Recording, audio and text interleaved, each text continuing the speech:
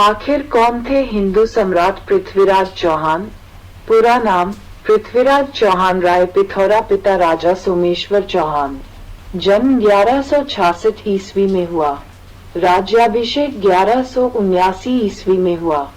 मृत्यु 1192 ईस्वी में हुई। राजधानी पहले अजमेर, बाद में दिल्ली।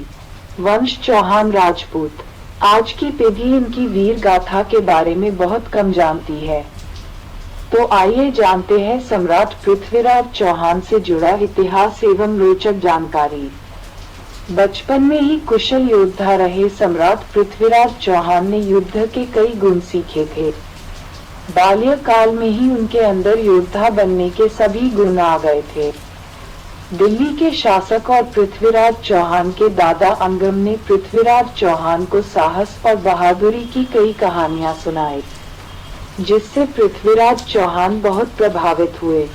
पृथ्वीराज चौहान ने 12 वर्ष की उम्र में बिना किसी हथियार के खूंखार जंगली शेर का जबड़ा फाड़ डाला था। पृथ्वीराज चौहान ने 16 वर्ष की आयु में ही महाबली नारायण को युद्ध में हराकर मारवकर पर विजय प्राप्त की थी। पृथ्वीराज चौहान ने तलवार के एक वार से जंगली हाथी का सिर धड़ से अलग कर दिया था। महान सम्राट पृथ्वीराज चौहान की तलवार का वजन 84 किलो था और उसे एक हाथ से चलाते थे। सुनने पर विश्वास नहीं हुआ होगा, किंतु ये सत्य है। दिल्ली राज सिंहासन को संभालने के बाद पृथ्वीराज चौहान ने किला राय पिथौरा को बनवाया था। उन्होंने मुगल बादशाह की अधीनता स्वीकार नहीं की और कई सालों तक संघर्ष किया। सम्राट पृथ्वीराज चौहान पशु पक्षियों के साथ बातें करने की कला जानते थे। महान सम्राट पूर्ण रूप से मर्द थे, अर्थात उनकी छाती पर स्तन नहीं थे। गजनी के सुल्तान मोहम्मद गौरी चाहते थे कि दिल्ली की सारी संपत्ति लूटकर अपने देश गजनी को सोने की चिड़िया बनाएंगे। उस समय हिंदुस्तान सोने की चिड़िया हुआ करता था। मोहम्मद गौरी ने 16 बार पृथ्वीराज चौहान पर हमला किया, परंतु पृथ्वीराज चौहान ने उसे 16 बार हराकर छोड़ दिया, बंदी नहीं बनाया। पृथ्वीराज चौहान ने मोहम्मद गौरी को 16 बार युद्ध में हराकर जीवन दान दिया था और 16 बार कुरान की कसम खिलवाई थी कि वो दोबारा हमला नहीं करेगा।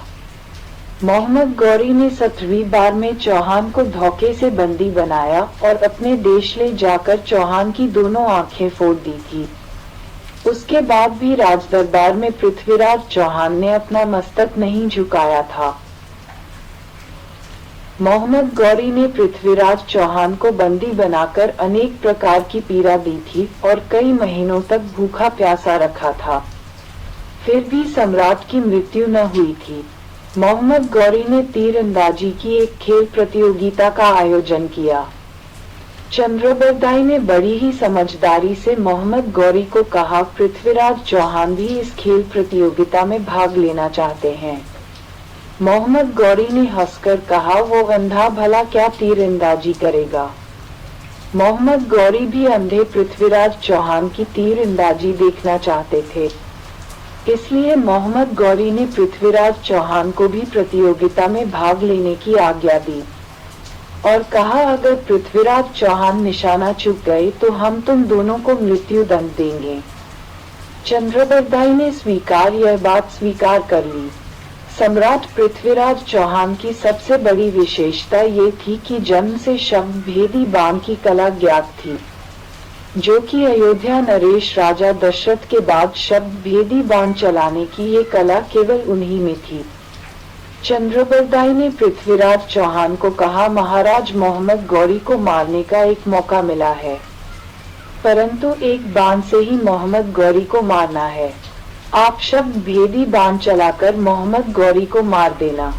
मोहम्मद गौरी आपको कोई लक्ष्य भेदने को कहेंगे, आप उसकी आवाज भेद कर उसके ऊपर बाण छोड़ देना।